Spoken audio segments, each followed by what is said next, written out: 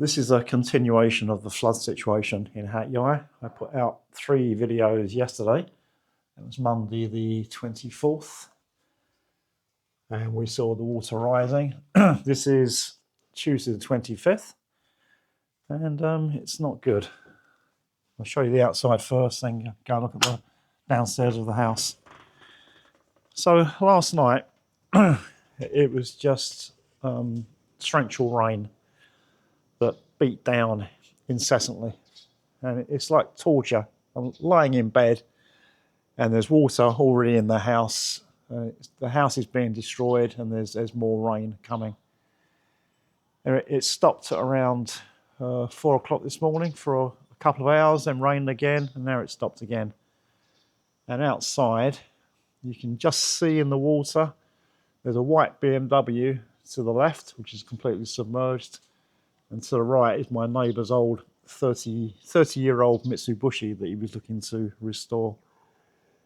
And some people are in their houses still, and other people have evacuated. So let's go and look inside the house. And this wouldn't have been, it hasn't been as much of a shock today because I've already been through this in 2010. We woke up to find 2 meters of flood water in the house, and the reason for buying this house is that I thought it was in an area that didn't flood. I didn't want to wake up to 2 meters of flood water in the house again. However, what we have now, maybe not 2 meters, but there's a lot of flood water. This is downstairs of the house. So this big TV cabinet toppled over last night. That made a crash. There's the washing machine and the freezer that was on the table. They've come off, they're floating. This old sofa's floating, but that's very old. We're going to throw that away anyway. And the very large fridge that we had, that also toppled over, and that's floating. That made a huge crash. So now I'm not sure. I think my wife has made plans today for someone to come and rescue us in a boat. I'm not sure whether that's going to happen. Then it'll just be a case of the water receding. That would take several days, then coming back and trying to tidy up. Hasn't quite reached the fuse box, which is good, but maybe there'll be more rain. And it's just below the power sockets, which is also good. But if it rises more, that could be a problem. We've got a lot of stuff upstairs, but there's a few important things that I forgot to bring up yesterday, which is a bit of a pain, but we can't do much about it now. My cat is still completely confused. Normally, first thing in the morning, she wants to go out. Obviously, you can't go out downstairs, so she wants to go out here. Most of my appliances are floating, with the exception of the tumble dryer, which is submerged underwater just over there. And the kitchen counter has just collapsed. As I mentioned in a previous video, it's not made from real wood. It's just this MDF that disintegrates in water, and that's just collapsed. So already there is a lot of damage. So there's a big cleaning up job to do once the water is receded, and then a lot of expense replacing and repairing things. And it's raining again, which is just what we needed. A little while ago there was some bright sky. I was hoping the rain might have stopped, but it's still raining. And the last thing I heard, it was going to stop tomorrow, which hopefully it will. With all this disaster, there is one piece of positive news. My wife received a photo online this morning of the place where we parked the cars yesterday. And that seems to be okay. I've accepted now that there's going to be a huge amount of damage in the house. If we lost 2 cars as well, that would have been even worse. So hopefully the cars will be okay.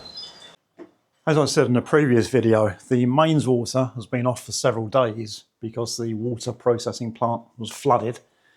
And we were relying on water in a tank downstairs. But we could only use that water when the electricity was on because we needed a pump to pump it into the house. So yesterday, while we still had some electricity, we just pumped all that water from the tank into buckets and bowls and boxes in the bathrooms. So at least we have some water to use. And we've got quite a lot of drinking water that we bought a couple of days ago. This is one of my neighbours. He's a police colonel, lives at the end of the soy. Hello, Kuntan! And he's attempting to evacuate his kids. He's actually got 5 kids. So he's done this once already today to take one of his sons to the airport to fly to Bangkok. And he's got 2 more, and I think his wife. He's got life jackets. I don't know if he had those in the house or he's got them from somewhere. And he's got a big, like a big tank that's floating to take their possessions. This is the only way out of the development at the moment. One of the nice things about being a police colonel is that you can get your subordinates to help you. I've seen quite a few lower ranked policemen today giving him a hand. But he's a very, very nice guy, very friendly whenever I talk to him, and very generous at Chinese New Year and New Year and other holidays. Invariably a box of fruit or something else will arrive at the house from him. Very nice guy. Another very important consideration in Thailand is to look after your spirit house. The spirit house is where our Jiao Ti lives. He's the guy that looks after our house, so we need to take care of him. And at the moment, his house looks okay. I'm not feeling good. I haven't slept very much, so I haven't got much energy. And there's been no chairs up here, so I've just been lying down on the bed all the time. And I've got quite a bad backache, so I haven't got any energy, strength or motivation, and they're the things you need at the moment. So, okay, so of course the water has left all this mud all over the floor, so we can't do much until we get mains water. Okay. My attempts to save things didn't work by putting stuff on tables. The flood water got so high that everything's come off the tables. So the armchair, that cabinet, that doesn't look in very good shape. This table was expensive actually, and I thought it was real wood, but apparently it's not. And there's some of the wood down there that's just fallen apart.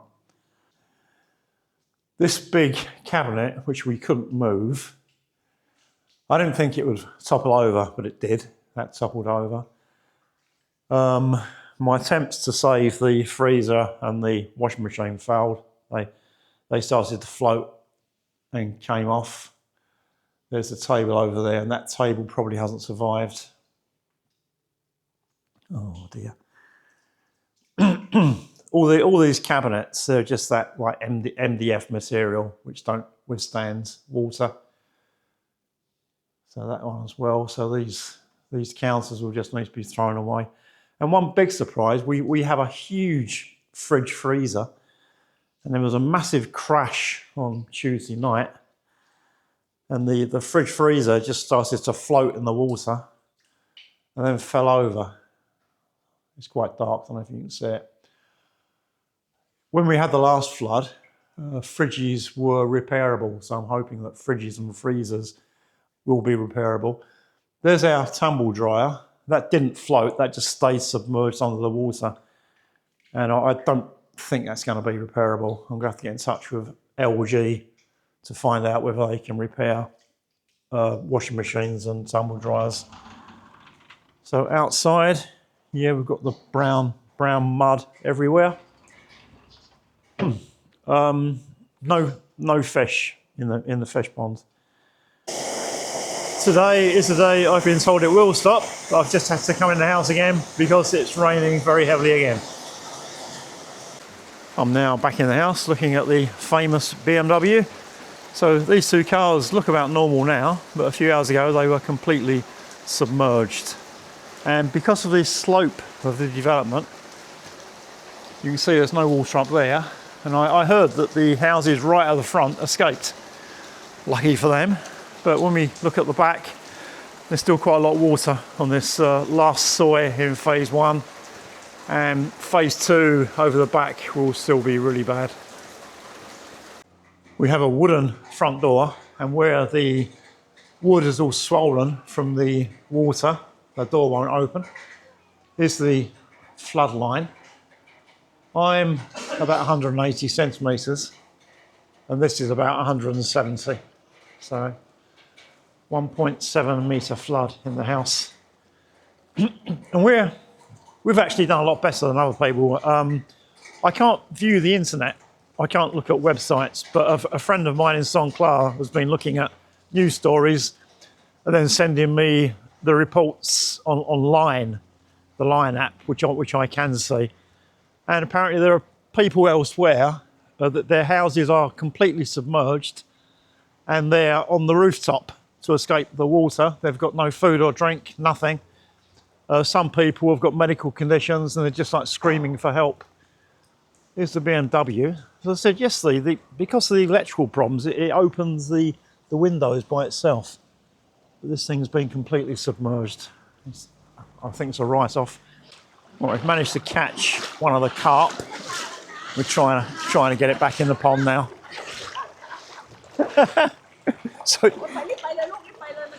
So he's in water now, but for a bit he's going to have to be out of water.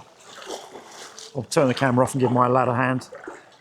It's no good trying to force the door open. So if we do, we won't be able to close it again. We can just get in and out the house using these sliding doors. We'll have to get a new door sometime. That will just add to the already big expense. Animals suffer as well. There's this dog here. I don't know if he's got an owner or he's a stray. He's walking around on 3 legs. He's damaged one leg. There are some stray cats in the neighbourhood. Most of them are scared of people. One comes here every day for food. We give him some food. Obviously, he hasn't been able to come for several days. Last night, I was just lying on the bed and I heard cats crying. Poor things.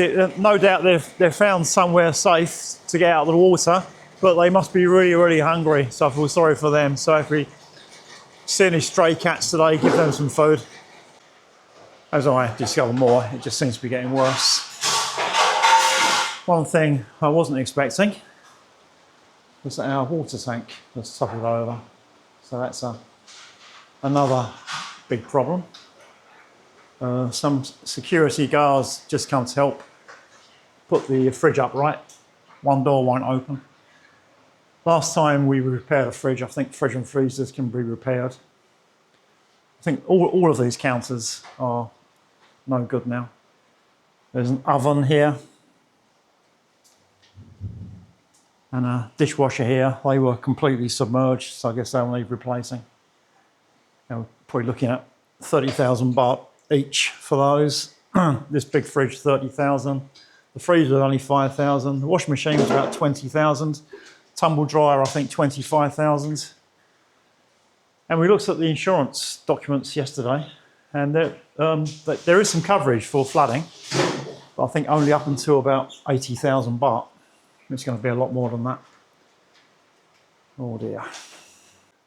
This unit has been destroyed as well, although the one above may be okay.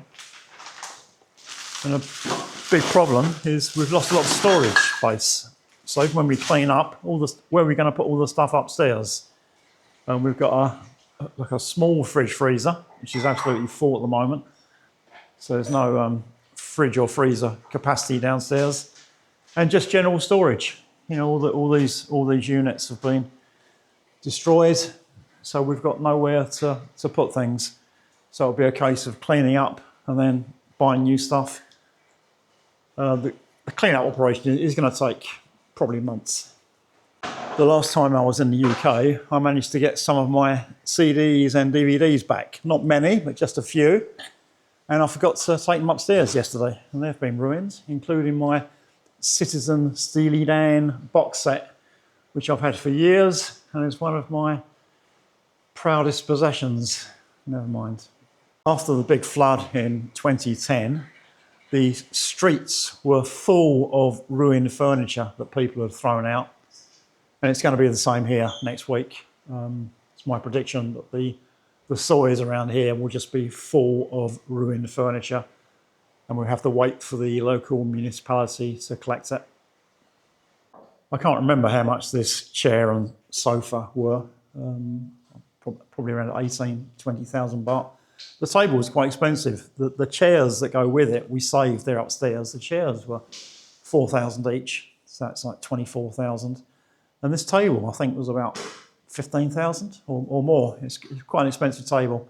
And this chair was about 3,000. So, yeah, by the time we've totted everything up, so as I say, my previous estimate was between 200 and 300,000. You know, things like that. That door that's warped, wooden door, that will need replacing. Air conditioners. The air conditioners upstairs, the compressors are outside, they're all high. But the two air conditioners in this room, the compressors are just outside, and they would have been completely submerged. Here's the flood line here, and the compressors are here. I'll have to talk to my air conditioning man and see if they can be repaired, or we need to get them replaced. On closer inspection, this tank actually looks to have split. At first I thought it was just a case of standing it up again, but I think it will need replacing. And it appears to have fallen onto the pump. So I think that's broken as well. So that's more expense. And what I asked for when this was done was a valve system so that mains water could come directly into the house. So if I just switch these two valves, even though the tank and pump are out of action, we should be able to get mains water straight into the house whenever it comes back. This work table I was using outside, the metal parts are okay, but the top is just this MDF that the kitchen cabinets are made of. And it's okay under normal circumstances, but when it's subjected to water, it just goes like cardboard and disintegrates. So this will need trying out as well. You know, the motorbike looks fine. So this area was fine, and as we go up to the security guard's hut, you can see there's a slope, so it goes up even higher, and that's where I parked the bike, so this area was fine. And there used to be a water park next door on the left, and that wasn't successful, so they closed it, and that's where I parked the car. So there's a bike, that's fine. Yeah, someone's calling me. Oh, it's one of Pom's brothers. Swaddy krab, Pete here. Pom, you ban krab? Chai krab? Ban, okay, my krab? Okay, di. Come along, Jaglab. Yeah, bye do roll gone. Chai. My wife's got 7 older siblings, 4 brothers and 3 sisters. That's one of her brothers. He's got a single-storey house, but it's okay. I think he's just come to check on us. Oh, this is my neighbour's car, the neighbour opposite, who's been helping us. That's a black Benz. Yeah, this area's fine. Yeah, my car and the wife's car, just over there, fine. Yeah, can you imagine what that would be like if you know, the bottom of your house gets destroyed, and then you try and put it back together again. You've got to go and buy things, and if you've got no cars, what are you going to do? So yeah, it's another thing to be very thankful about. We've saved the cars. The municipality have now come to hose down our house. It's still going to be wet, but at least it should be clean if they get all the mud off. There's the door. I'm going to wrap up this video now. The idea of this video was just to let you see the aftermath of the flood and the sort of the damage that is caused. It's quite expensive. So all I think I can do now is just start getting stuff out of the house. You know, it's all been ruined. Just put it outside and wait for it to be collected. Once the water comes back on, we'll have to get that water tank fixed, try and clean up, and then buy new stuff. That's about all we can do. It's going to be very, very difficult getting anyone to help. If we need someone, electrician, or to find out if we can get the fridge and freezer and washing machine and tumble dryer repaired, because there'll be so many people wanting the same thing. It's just going to take a very long time, and it's going to cost a lot of money. Yeah, that's what happens. So in the space of what 48 hours, it's caused damage that's going to last for, or it's going to take a very, very long time to get repaired. Oh well.